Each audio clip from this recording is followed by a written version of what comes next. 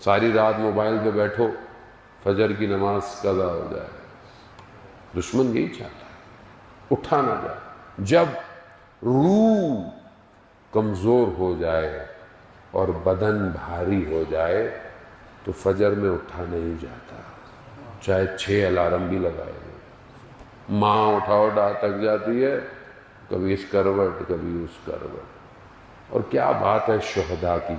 ایک شہید اپنے وصیت نامے میں لکھتا ہے کہ جب میں نوجوان تھا تو مجھے اٹھاتا تھا اور میں ناز کرتا تھا، کبھی اس کروٹ سو جاتا تھا کبھی اس کروٹ سو جاتا، ناز کرتا تھا، تو بلاتا تھا مگر میں نہیں آتا تھا۔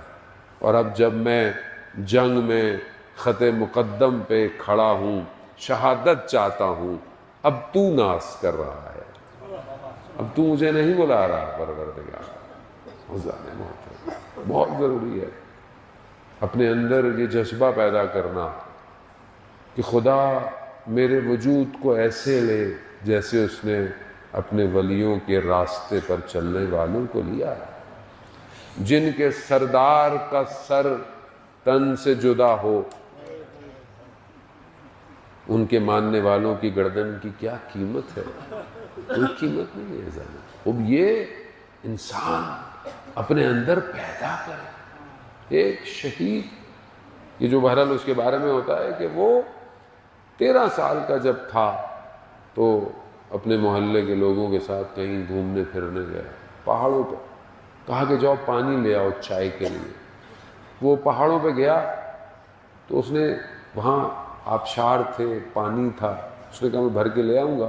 اس نے کیا دیکھا کہ کوئی خانوادہ ہے، کوئی گھر والے ہیں، کوئی خواتین ہیں نہا رہی ہیں۔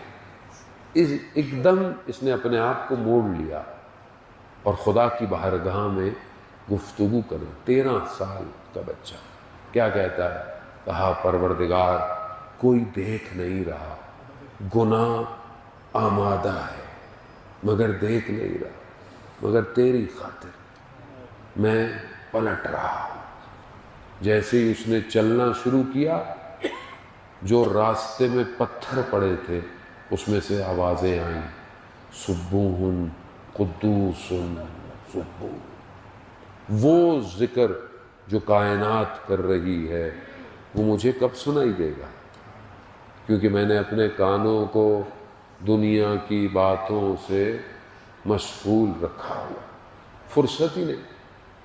کبھی میں بھی تنہائی میں اٹھوں، کبھی فجر سے پہلے صرف اس کے لیے اٹھوں تو ہو سکتا ہے مجھے بھی عرش کے ذکر سنائی دے۔ یسبح للہ ما فی السماوات و ما فی الارض۔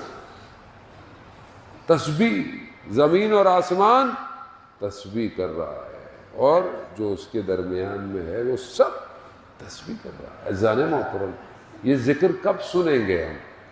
کب سنائی دے گا؟ اگر یہ سنائی دینے کی کوشش نہ کی تو وہ آواز نہیں آئے گی۔ یہ جب یوسف زہرا آئے گا، انا بقیت اللہ، میں اللہ کا باقی ہوں۔ اس لیے اپنے آپ کو کوشش کریں۔ بس آپ کے لیے بہت زحمت، وقت جو ہے وہ اتنا ہی۔ خدا بہرحال آپ کی عزاداری کو، مجلس کو قبول فرمائے۔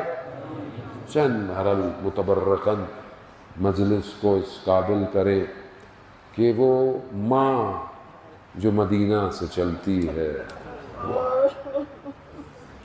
مجلس عزاداری کی بڑی قیمت ہے عزاداران محترم۔